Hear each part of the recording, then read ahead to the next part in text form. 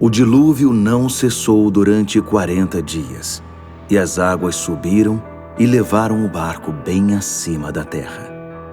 As águas continuaram subindo, aumentaram muito acima do solo. Mas o barco flutuava. O dilúvio avolumou-se até todas as montanhas ficarem cobertas pela água. A inundação atingiu a marca de quase 7 metros acima do topo das montanhas. Tudo morreu. Tudo que se movia estava morto. Aves, animais domésticos, animais selvagens, todas as numerosas e exuberantes formas de vida morreram. Todos os seres vivos morreram. Todas as criaturas que viviam em terra seca. Tudo foi exterminado. Pessoas e animais. Criaturas que rastejavam e que voavam, sem exceção. Apenas Noé e os que estavam no barco continuaram vivos. Olá, bem-vindos. Este é o comentário bíblico João 8:32. E hoje temos uma análise verdadeiramente intensa pela frente. Sem dúvida. E a nossa missão hoje é assumir um tom reflexivo e mais didático, porque o objetivo não é apenas recontar a história da Arca de Noé, que encontramos em Gênesis no capítulo 7. Certo. Nós queremos ir muito mais fundo, queremos explorar a tensão entre o juízo divino e a preservação. E para isso, vamos trazer para a mesa fontes muito ricas, como os comentários de Gerhard von Rad, Klaus Westermann, John Wesley e Ellen G. White. Exatamente. E o nosso formato hoje vai ser um comentário bíblico contínuo. A nossa ideia é oferecer clareza a quem escuta.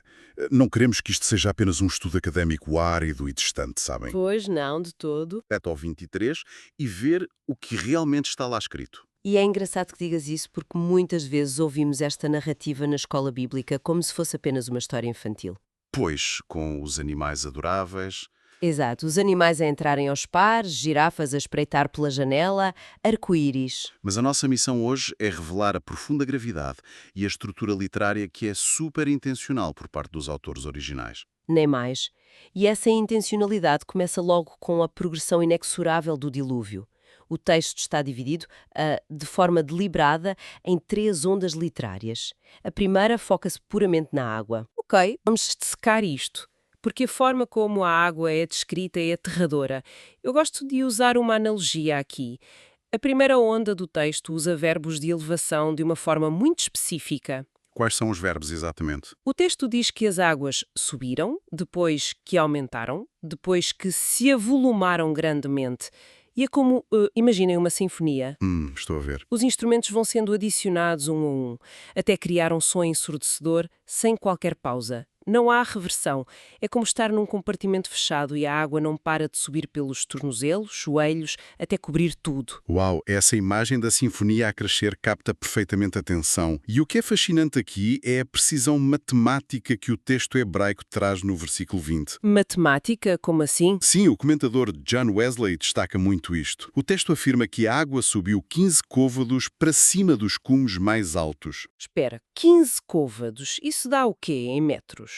Dá cerca de 6,5 metros a 7 metros acima das montanhas, e Wesley argumenta que este detalhe não é apenas ornamental, não está lá para enfeitar o texto. Certo, porque os autores antigos não faziam descrições meteorológicas só porque sim. Exato. Wesley diz que isto, em primeiro lugar, prova a existência de montanhas antes do dilúvio, e em segundo lugar, garante de forma absoluta que nenhuma elevação terrestre poderia servir de refúgio. Ou seja, se a água está 7 metros acima da montanha mais alta, não podes simplesmente escalar para te salvares. Nem mais.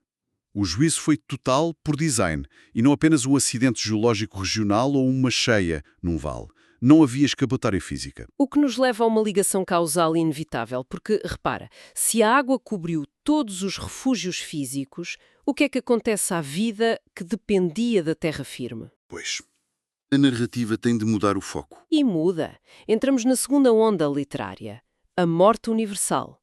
Aqui é que se torna mesmo interessante. Sim, porque o texto abranda para nos dar uma lista. Exatamente. O versículo 21 faz uma lista meticulosa. Aves, animais domésticos, animais selvagens, criaturas que rastejam e voam e, por fim, as pessoas. E quando eu leio esta ordem específica, soa-me Incrivelmente familiar. Familiar em que sentido? Parece que o texto está a rebobinar uma fita de vídeo da criação original. A ordem em que a vida desaparece espelha a ordem em que foi criada. Uau! Isso é uma observação brilhante. E vai diretamente ao encontro do conceito do teólogo Gerhard von Rad. Ele identifica este momento exatamente como uma descriação. Uma descriação, isso é uma palavra forte. É mesmo. Se nos lembrarmos de Gênesis 1, o Espírito pairava sobre as águas do caos para trazer terra seca e vida. Havia uma ordem a ser imposta. Certo, havia a separação das águas. Pois. E agora, o dilúvio simplesmente inverte o tropeço. A água volta a engolir a terra seca. Devolve o mundo ao caos primordial, àquilo que o hebraico chama de Tohu Wabohu. O caos absoluto e o vazio. Exato. E von Rad enfatiza que isto não é uma destruição arbitrária, tipo Deus a perder a paciência. É visto como uma consequência interna de uma criação que já estava corrompida moralmente. A ordem colapsa porque o fundamento moral já tinha colapsado antes. Nem mais. E há um detalhe linguístico aqui que é de arrepiar. O uso da palavra hebraica gawa. Gawa. Não é a palavra normal para morrer, pois não? Não, de todo. A palavra comum para morrer seria mut. Mas gawa descreve algo muito mais físico e definitivo. Significa expirar, cessar de respirar. Uau. Portanto, é o momento final. Sim, descreve o esgotamento vital, o último sopro de toda a vida corporificada, que o texto chama de kol bazar. Não é apenas dizer e morreram, é descrever a respiração que simplesmente para, num fim irrevogável. Isso dá-me calafrios, dá uma fisicalidade terrível ao texto. É imaginar o último suspiro de toda a biosfera, quando os músculos das aves falham por não terem onde pousar. Exato. É o apagar do fôlego da vida. Então o que é que isto tudo significa para a história humana? Porque no meio deste colapso total temos a terceira onda, literária, a sobrevivência de Noé. A exceção à regra do caos. Exatamente. E eu tenho uma observação provocatória sobre isso. Numa tempestade desta magnitude, com águas a subir 7 metros acima das montanhas, qualquer ser humano tentaria construir o barco mais tecnológico e controlável possível, certo? Claro, instinto de sobrevivência puro. Queremos controlar a rota. Pois, mas a arca paradoxalmente não tinha leme, não tinha velas, não havia forma de Noé conduzir. E se ligarmos isto ao panorama geral, isso é tudo menos um acaso. O estudioso Klaus Westermann fala muito sobre isto. Ele diz que a frase "apenas Noé e os que estavam no barco continuaram vivos" é o verdadeiro coração teológico da passagem. Não é a destruição que é o centro, então? Não. O dilúvio é primariamente uma história de preservação. A destruição colossal serve apenas de moldura escura para fazer brilhar essa preservação. A luz brilha mais na escuridão profunda. Exato. E a autora Ellen G. White, no seu livro Patriarcas e Profetas, descreve isto de uma forma visualmente incrível. Ela fala sobre o colapso externo aterrador. Florestas arrancadas, o pânico das pessoas. Sim, árvores gigantes a serem arrancadas pelas raízes, homens e animais a disputarem os pontos mais altos em desespero absoluto. Mas no meio desse tumulto, ela nota que a arca flutuava em segurança. E não era por causa do design aerodinâmico ou de uma engenharia humana superior. Então, como é que não se afundava com o impacto daquela violência toda? Segundo ela, anjos magníficos em poder foram comissionados por Deus para guardar a embarcação. A preservação de Noé resultou puramente da fidelidade divina e não de qualquer esforço ou engenharia humana. Uau! Isso muda totalmente a perspectiva. A salvação exigia uma dependência total de quem segurava a arca por fora. Nem mais? E o John Wesley reforça muito esta ideia também. Ele diz que a continuidade das espécies inteiras foi mantida pela fé de um único homem. Um homem que aceitou entrar num barco sem lame. É incrível. E penso que é a altura perfeita para trazermos esta meditação para a nossa vida cotidiana, para quem nos ouve. Sem dúvida. Porque a teologia só tem impacto se nos tocar na vida prática. Exato. É que nós olhamos para isto e pensamos que as águas no passado subiram até não restar lugar segundo fora da arca. Mas como é que isso se aplica à atualidade? Hoje não temos um dilúvio literal de água a acontecer?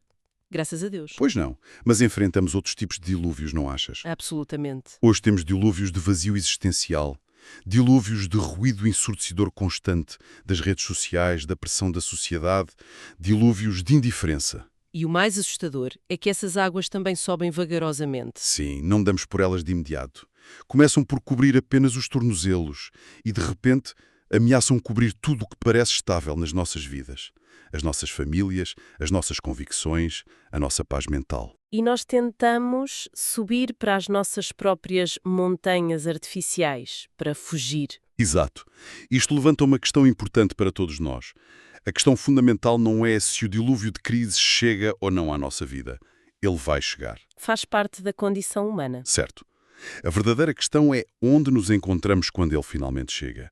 Estamos a tentar nadar com as nossas próprias forças ou estamos no lugar de preservação? E isso deixa-nos com um pensamento final bastante provocatório para todos refletirmos.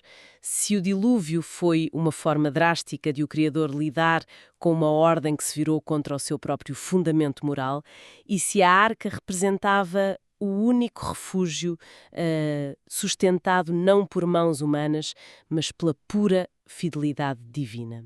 Sim. A pergunta é quais são as falsas montanhas e refúgios terrenos nos quais a humanidade moderna continua a tentar escalar hoje em dia. Em vez de procurar a verdadeira arca da preservação, continuamos a construir barcos de papel num oceano de caos. E com esta reflexão terminamos a nossa análise de hoje. Continuem a procurar o verdadeiro fundamento, porque as águas podem subir, mas a promessa de preservação mantém-se. Obrigada a todos.